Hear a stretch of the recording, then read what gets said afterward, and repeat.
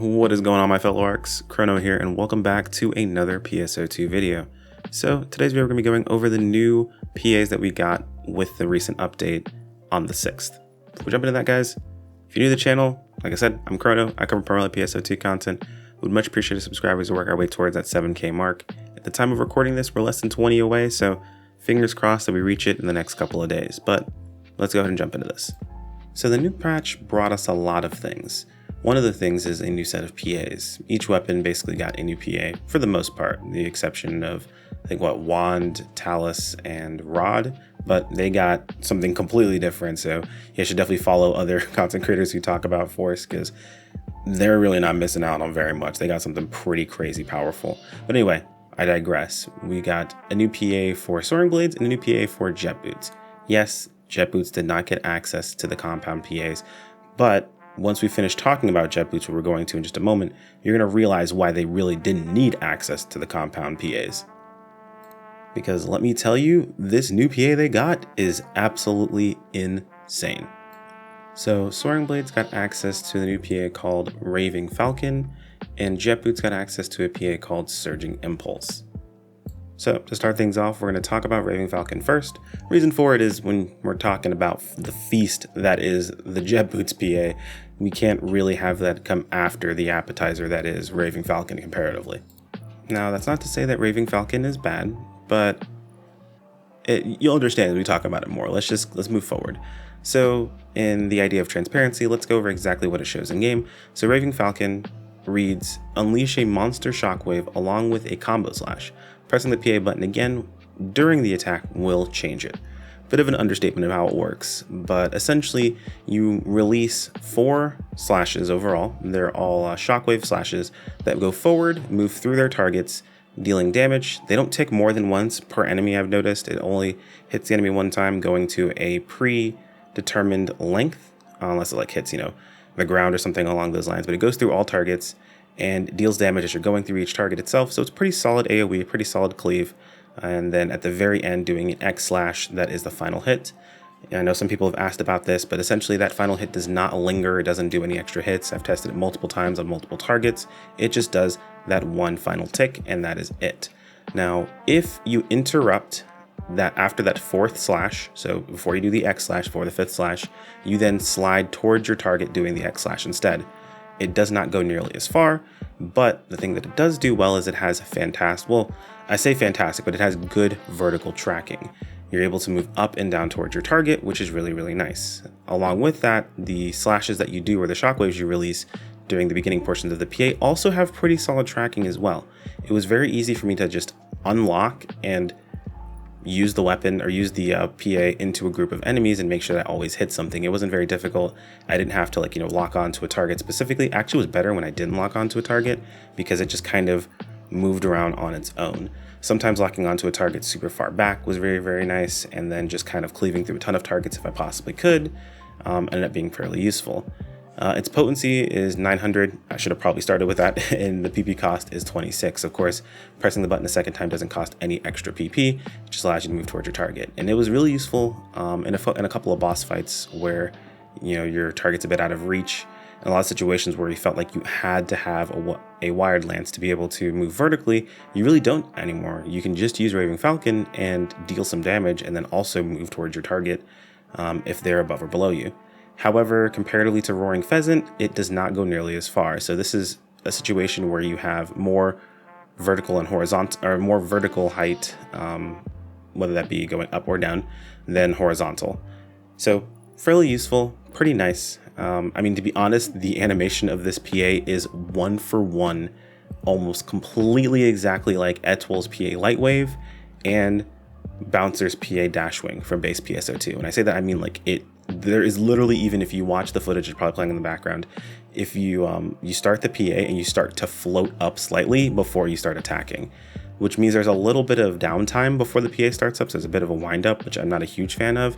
However, it is our second cheapest costing PA that we have available to us when it comes to Soaring Blades. So honestly, on its own, it's a pretty solid PA. I like it quite a bit. It offers extra gameplay to keeping up with targets that are a bit further away from you. It's pretty solid cleave. I don't know how it does as far as damages for AoE.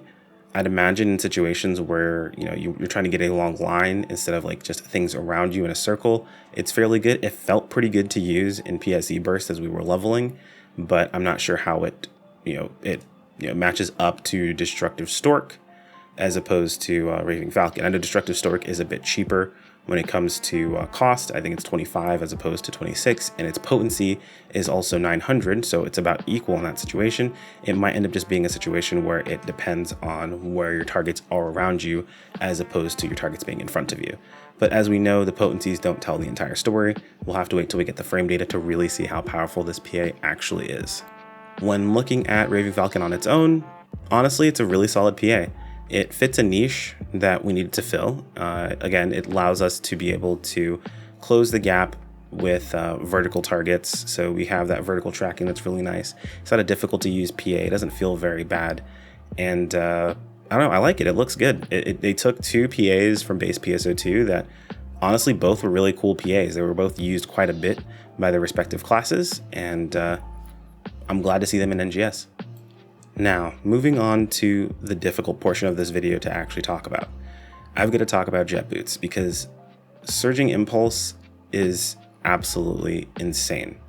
It is a fantastic PA, and I hate to be that guy, but you can't really ignore it whether you're using jet boots or soaring blades, to be perfectly honest. You guys have probably seen from the footage and from how I play, and people have asked in the past that, why am I playing jet boots and soaring blades? To be honest, the way that the bouncer tree is set up, realistically, even if you take every piece of damage you possibly can get for soaring blades, you still have just enough points left over to get everything that you would want for jet boots to support your soaring blades, that it does better in certain situations, like when targets are downed, it's photon blast, so on and so forth. So realistically, playing jet boots optimally, you only have to play jet boots. Playing soaring blades optimally, you play soaring blades mostly, and then you play jet boots along with it as well for very specific situations. So you'll probably see that I do use quite a bit of jet boots mixed in with my soaring blades, and Surging Impulse it's right up there with, honestly, how it's being used. And the way that this PA is described even makes it feel like the devs really wanted you to use it along with soaring blades. It's a lot. Let's go ahead and just jump into what this PA actually is, because it blows my mind. So, rapidly close in on your target and deliver a powerful kick attack. Pressing and holding the PA button will deploy several photon blades that deal damage at the cost of additional PP. Yes, deploy photon blades. Realistically, it just looks like whirlwinds around you. But what this PA actually does, it's just pressing the button, is a gap closer. Now, it's not a super crazy far gap closer. It's very akin to a base PSO2 PA. You guys might remember it as Grand Wave, that allows you to kind of kick towards your target.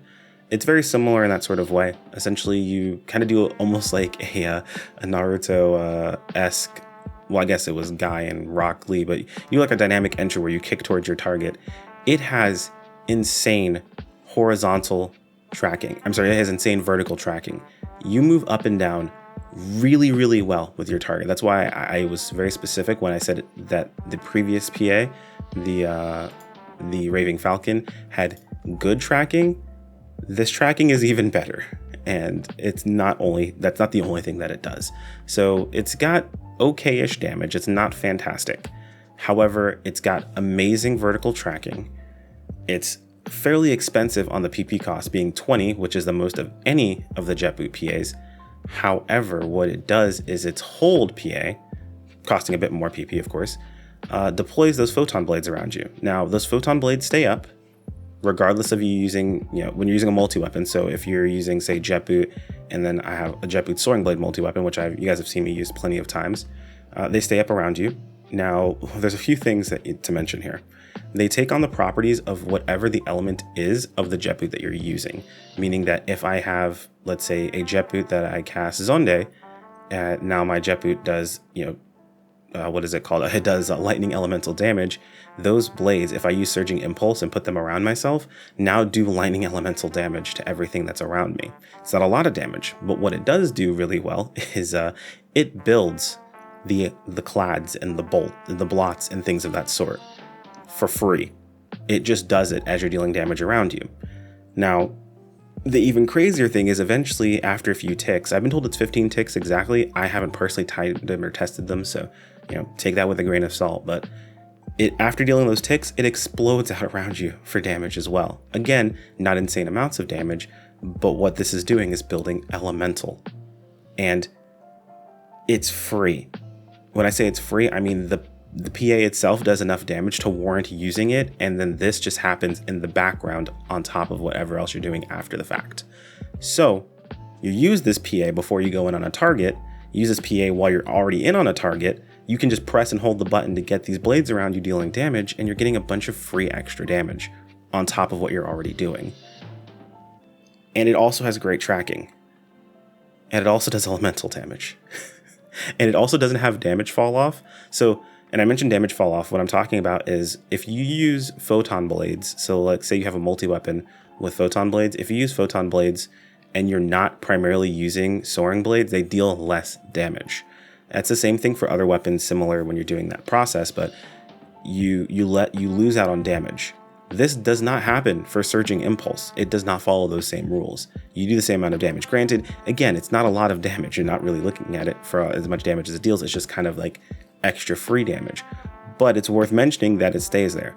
Oh, and on top of all of that, I'm not sure if this is intentional or this might be anecdotal or it might just be my own experience with it, but I have never been knocked back during the hold kick of Surging Impulse. So either it has a guard frame or it has some form of super armor on it. Because if something comes into contact with me while I'm doing the kick that puts the actual blades around me, I have not been knocked back a single time during it. And I have kicked into so many things that I felt like I would have gotten hit out of on purpose to test to see if this actually happens. I haven't seen the guard frame thing pop up in front of me, but I've never been knocked back out of it. And I've never noticed the damage being an issue either. So I'm assuming it might be a guard frame, but again, only time will tell. So now you understand why I waited till after to do the talk about Surging Impulse, because as a PA itself, it's insane. It does really well. You're not doing it for its primary piece of damage. Granted, again, we don't have the frame data. Maybe its damage is crazy, but I've been receiving a bunch of messages from friends. People have linked the stuff, in stream chat and things of that sort of Surging Impulse's damage being absolutely bonkers. The explosion at the end apparently is really strong. Now, it's crazy, right? Because I just mentioned that you're not doing it for its damage, right? But I've been told its damage is crazy as well. So not even thinking about its damage, it's really good. And on top of that, also, apparently it does really good damage too. So all of those things on top of each other makes for a fantastic PA. Now, thoughts on the PA itself. It's hard not to feel like, as a Soaring Blade main, that you get kind of ignored. A little bit. It's hard not to feel like it when you look at a PA like this. In a vacuum, if we're not looking at Soaring Blades in the slightest, Surging Impulse just fits right into the kit of jet boots. You're not really overtaking anything else. It's just kind of there. Now, I had a conversation with one of my mods about how its vertical tracking is actually insane. Like, its vertical tracking is better than any of the other PAs we have access to. Because keep in mind, Jet Boots has its own version of a quick cut. I forget what it's called offhand, but essentially after you use a tech, you glow purple, and if you normal attack, you teleport towards your target. His argument was that, this has to be better or you're never going to use it. In my opinion, that's never the case, because realistically speaking, you now have an ability to gap close towards your target in two different ways. If you're casting a tech, you've always had the ability to teleport towards your target. And if you're not casting a tech, you don't need to cast a tech to start teleporting towards your target. You can Surging Impulse towards your target. So now you have an option in both situations, and they both have fantastic vertical tracking. So realistically speaking, this PA absolutely fits into the kit, and it's very, very, very good. I'd love to see what the damage numbers actually are when I see the frame data for it and what it actually does, but I'm being told that, its elemental potential is absolutely insane. So I guess my overall thoughts on the PAs, I'm going to give Surging Impulse a 9 out of 10. If I were to give it a ranking, it's ridiculous. I don't see there being anything wrong with the PA. Even its PP cost being more than every other PA, its potency seems to be pretty solid. Its damage seems to be insane, is what I'm hearing. And then everything else that it does, it's extremely engineered, is what I like to call it. It just has so many things that it does where you're not really having to try too hard to do any of those things. It just fits into what you need it to do. It's crazy. As for Raving Falcon, I love it. It's a fantastic PA in a vacuum of just looking at the Soaring Blade PAs.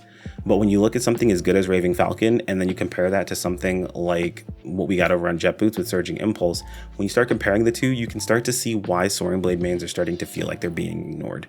I mean, it's a whole nother video, but realistically speaking, even in our best case scenario, we got a really good PA, it's still technically worse than the Jet Boot PA. Not by much, but if we're not looking at damage, again, I want to preface this and make very, very clear. I don't know how the damage plays out just yet. I've just been trying it out. I've tested out how it feels. In usability, the Soaring Blade PA is technically a bit worse than the Jet Boot PA. So even in a kind of a best case scenario, we still are kind of behind. So for people who are like, I don't understand why Soaring Blade mains are so upset, there you go. Well, anyway, guys, this one kind of rambled on a little longer. I wanted to give you guys just my thoughts on both PAs themselves. I'd love to hear what you guys think in the comments below. I'll be definitely checking those out. I'm trying to read more of my comments. I know when I first started out, it happened all the time, but as things have grown, it's become more difficult, but I'm going to do my best to read through everything. If I don't answer you at the very least, know that I've at least checked it out. Anyway, guys, like the video if you enjoyed it, subscribe if you want to keep up with more, and I'll see you all in the next video. Take care. Peace out.